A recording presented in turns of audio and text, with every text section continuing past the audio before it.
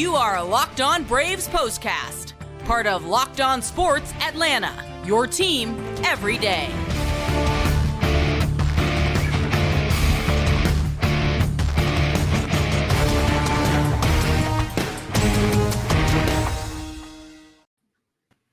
And hello and welcome into the Braves POSTCAST, part of the all-new Locked On Sports Atlanta. Grant McAuley, Jake Mastroianni with you after what was a very profitable evening for the Atlanta Braves. They had a comeback, and then they had a comeback. And we're going to talk about both of those. One of them, of course, led to winning the game. The other, of course, was somebody they've been waiting to get back for about half a season now. And so we've got a lot of big things to get to. And for the Braves, it is crunch time and some very big games down the stretch against National League East opponents. None bigger, I think, right now, at least over the next 10 days, than the 7 games they have against the Philadelphia Phillies. The first one goes in the win column. 7-2 the final score as the Braves picked up their comeback victory. We'll get into all the good stuff from this game. Before we do, though, I want to remind you to subscribe to Locked On Sports Atlanta right here on YouTube. Enable those alerts so you'll know every time we drop a new episode. And, of course, make sure you are subscribed to Locked On Braves wherever you get your podcast. Jake, this was a good one. We were joking right before we got started. It was a not-so-fun game until it became very fun in the 8th inning. Yeah, the typical Braves offensive fashion, right? I mean, they can be completely silent for a while and then, hang up a big number as they did in the 8th inning on Friday night. But it was really exciting. We talked about beforehand as well, the Ronald Acuña moment. I mean, we have just not seen too many of those this year. And when they happen, they are spectacular. So I know we'll get more into it, but that right there was just made the evening. Yeah, I mean, you needed to see it. And the Braves most certainly needed some runs in the 8th inning, and they scored 6 times to beat the Philadelphia Phillies by a 7-2 score. So why don't we talk about it right here? Game number 144 for the Braves. It is winding down. There were only 18 games left after tonight.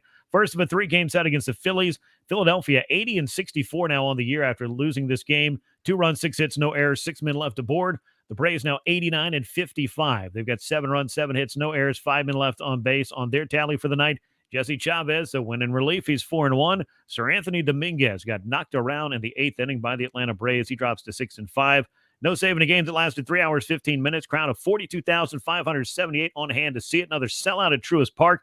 And they got to see some big home runs in this game. A moonshot from William Contreras that got the Braves their only run until the 8th inning when Atlanta scored 6 times and the 2-run homer by Ronald Acuña Jr. That was the go-ahead blast. Contreras has 18 homers. Acuña with his 12th home run of the season. As I like to typically talk about what the pitching was doing in this game, Jake, I think that we should really start with the offense this time because the Braves really needed to see this group break out, have that big inning, and hopefully, as they say, this is contagious and the whole lineup can start to get to moving again because it kind of stalled out in the final couple of series out in the West. Yeah, it looked like it was going to be a continuation of that. And I'm not ready to say they're completely out of their funk right now, but certainly that 8th inning, can help, like you said, maybe get them going a little bit. But the first 7 innings of this game, highly frustrating. I mean, they had base runners in each of the first 5 innings, but again, just aren't able to string hits together, aren't able to capitalize on walks. You got the home run from Contreras there. It's your only run early on, and things were looking pretty grim. This isn't your typical Phillies bullpen. They have some good arms coming out of there. But the Braves able to jump all over Sir Anthony Dominguez. So, again, hopefully, like you said, this is just, we see a continuation of this going on because the offense hasn't been great, really for I think the last couple of weeks. I know they had some good games in Oakland, but really just haven't been clicking on all cylinders like we're used to them seeing. So, again, love that big 8th inning. Hopefully more to come from this offense. Yeah, definitely need more to come. And I don't want to bury the lead here because while the Braves were busy having that big 8th inning comeback, and you do, as the kids say, love to see it, they also got a big-time comeback in their starting lineup as this series began, and that, of course, was Ozzie Albies, their second baseman who had missed half the season thanks to that broken left foot. He was back in the lineup, and he was involved in that 8th inning rally. Of course, the Phillies fielders weren't really involved in catching his pop-up to left field, which dropped in for a double and 2 more runs scored. But you'll take that as a line drive in the box score, as they say. Albies finished 1 for 4 in this game. That 8th inning included the Acuña home run, which was right after pinch hitter Eddie Rosario came up and drew a walk. I thought that was a key play in this game, and great for Eddie, the native of Puerto Rico, wearing the 21 of Roberto Clemente, as the Braves were off on Roberto Clemente Day, and they got to hold their own, observance of that, if you want to call it, on Friday night wonderful to see Eddie Rosario involved in that for those reasons. And clearly, having Eddie Rosario involved in anything, typically when the offense is going right, can be a positive as well. But the Acuña 2-run homer, Contreras with an RBI single. So Wild Bill had 2 runs knocked in this game. Michael Harris got into the act with a run-scoring single. And then the 2-run double by Ozzie Albies capped off what was an incredible 6th inning for the Atlanta Braves. And as Jake, you said, not even alluded to, but a sight for sore eyes when it comes to this offense. A big inning as they hang 6 runs on the board in the 8th to win 7-2. We'll talk a little bit about the pitching in this game, which, of course, was started by Max Fried. Before we do, I want to tell you about Coffee AM, the official sponsor of the Braves Postcast. Coffee AM is an Atlanta-based small-batch coffee roaster. Head on over to coffeeam.com/lockedon today. Take a full look at their menu of coffees and teas and gift sets. A lot of great stuff. I begin my day with Coffee AM, and I highly suggest that you do the same. It'll get you going. coffeeam.com/lockedon. Make sure you use the coupon code LOCKEDON. You'll get 15% off your first order. Coffee AM is the best small-batch coffee roaster in America. So with that big 8th inning happening, it helped the Braves pick up a victory. But I think just as important also is the run prevention. And I feel like the Braves pitching staff has been doing a pretty good job more days than not of giving Atlanta a chance to win. But the Braves offense has just been kind of looking for those big hits and having a hard time finding them. I thought this was a really gritty performance from Max Fried tonight. 6 innings of 2-run ball from him, Jake. Couple of solo home runs that bit him. One by Kyle Schwarber in the 4th inning and one from Gene Segura in the 5th. But other than that, I just feel like Fried, he was really in there battling and competing, and that's what you need to see from your ace on a night in which, runs might be at a premium. Yeah, back-to-back games, giving up 2 home runs. I believe that's the first time he's ever done that. But like you said, battled through it, got through 6 innings, and credit to Brian Snitker for letting him get through that 6th inning. He had the lefty there in Stott that he allowed him to get out to escape that 6th inning jam with 2 on and 2 outs. But you look at what he's done. He's 8 straight starts now of 2 earned or less, going at least 5 innings in each of those. And I feel like more than half of those, he's really had to battle. Yeah. And I think that just tells you the type of pitcher that he is, where he is at the point in his career where, maybe he doesn't have his best stuff, but he's able to keep you in a game, pitch deep into a game. How good of a pitcher he is, how good his stuff is, definitely was one of those nights. And then the bullpen coming in and keeping the score right there, a great job from Lee and Chavez, McHugh. I think that's big as well. No, it certainly is. It was a group effort. And of course, when it came down to it, you thought it might end up being kind of a 1-run game. What way is Brian Snitker going to go with the 9th inning? Well, it was Raisel Iglesias who was up and throwing in that 1-run game with Kenley Jansen in the Braves dugout. So it looked like it was going to be an opportunity for Iglesias if it was a save chance, but the Braves just didn't stop scoring. So Raisel Iglesias got to throw with a nice 5-run cushion, and he closed this thing out. But Max Fried, a season-high 110 pitches in this game. As you mentioned, he got to go against the lefty Stott in the 6th inning to get out of a jam, and he was able to just limit it to the couple of home runs, which is not very Max Fried-like to give up multiple home runs in back-to-back starts. As you mentioned, it's just not something he does. But I felt like, by and large, if Max Fried or any Braves starter can go out and give you 6 innings of 2-run ball, you feel pretty good about your chances of winning on that particular night. The home run ball, really the only thing I could say for Fried that I'm sure he would like to see come off the board or improve the next time. I guess they can't come off the board once they go over the wall, but the little things that you clean up might be, execution here or there. But I give credit to Kyle Schwarber. He was really grinding it out too. A 10-pitch at bat before that solo home run. That was where Fried, I guess, just kind of maybe backed himself into a corner and made that one mistake to a very good fastball hitter. Yeah, and it was a fastball. I mean, it was down, but it was over the middle, but just a good swing by Schwarber, who leads the National League in home runs. So that's what he'll do. And then the home run to Segura, that was at his neck. I mean, it was a pitch above the zone. So, I mean, you look at both of those home runs, I think the Schwarber might have been close to a strike, depending on what the umpire was feeling at that time of night. But, it's not like they were exactly terrible pitches, right. But I thought it was, a good performance from Max Fried. Like you said, 110 pitches. I think the last couple of starts, I think he only threw 85 his last time out. He had that range shortened start where he only threw 5 innings. So good to see him, getting stretched out to that 110 range. Typically, he's a lot more efficient, so he's not throwing a ton of pitches and he's working deep into games, but good to see him to be able to go that type of distance. Yeah, let's talk about Ozzie Albies for just a minute, because I've been saying this, for quite a while, whether it's on 92.9 The Game, whether it's right here on, the Braves Postcast as part of Locked On Sports Atlanta, or whether it's on battery power. Pretty much anybody that'll listen to me talk about Ozzie Albies, I'll tell you, I feel like it's critical this time of year to get a player like this back, a guy who's been such a big part of your team's personality, a big part of all the winning that you've done the 4 seasons heading into this year. This, Jake, I think is kind of an underrated ad. Brian Snitker made the old joke before the game. Hey, it's kind of like making a trade and getting yourself another all-star player.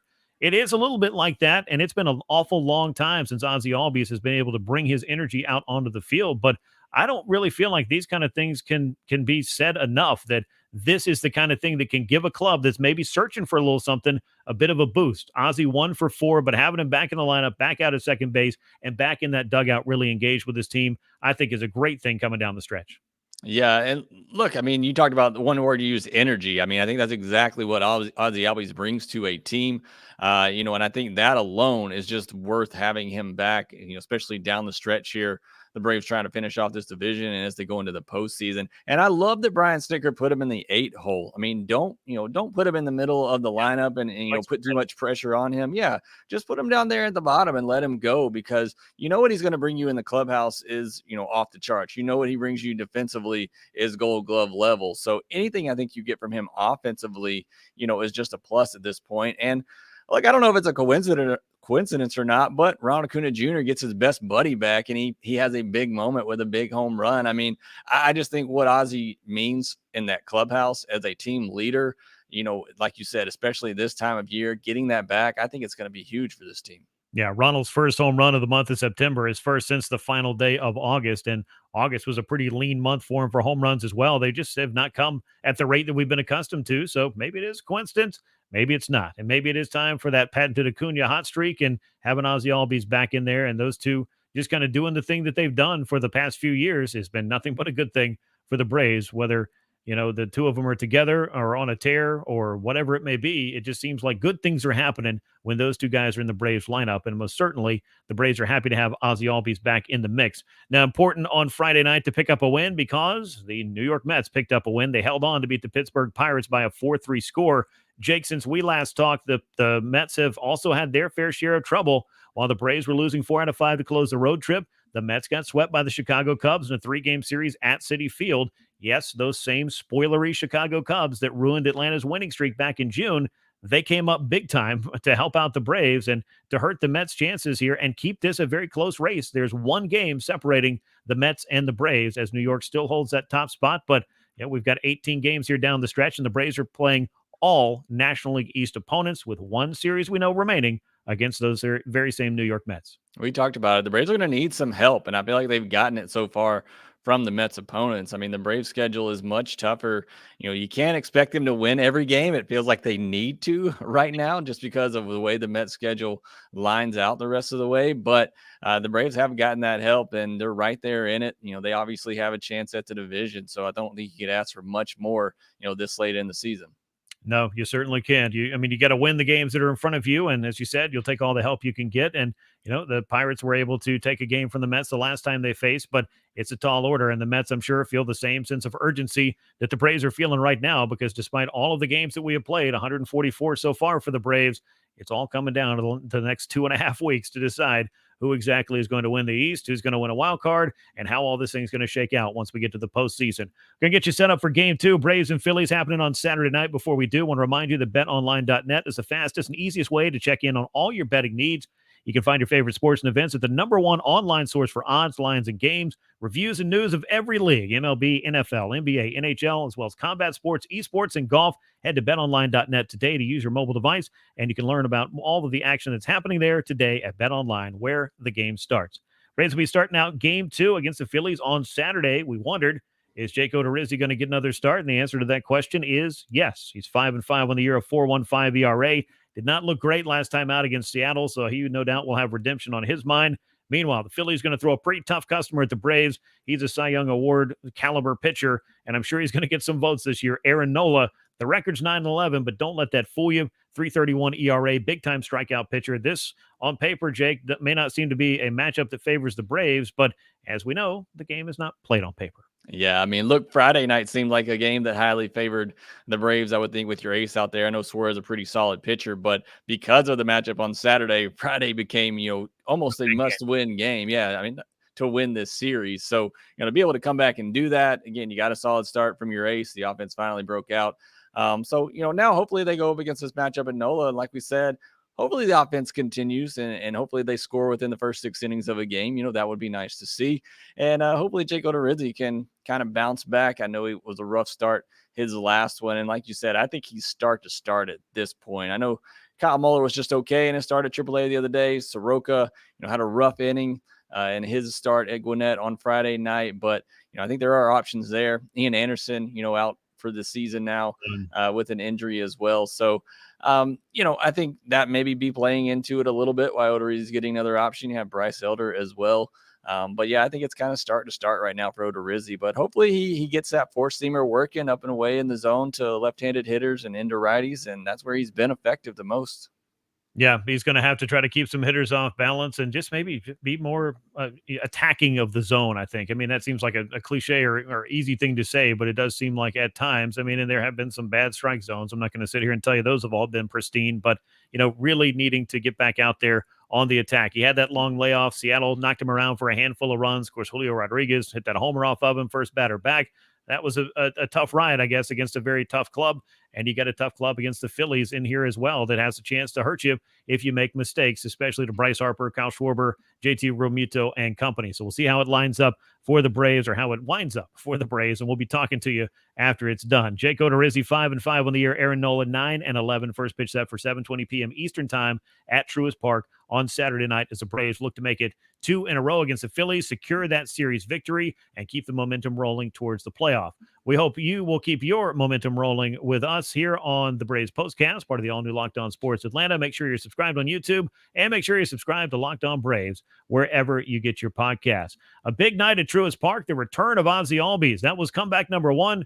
Comeback number 2 was hanging 6 runs on the Phillies in the 8th inning to pick up a 7-2 victory and keep pace with the New York Mets. The Braves are 1 game back in the NL East standings, and they will look to make up some ground again on Saturday night. And we'll be here for you right here on the Braves Postcast when it's all said and done. And for Jake Mastroianni, I'm Grant McAuley. That brings us to the end of this edition of the Braves Postcast. We look forward to talking to you soon. And until then, so long, everyone.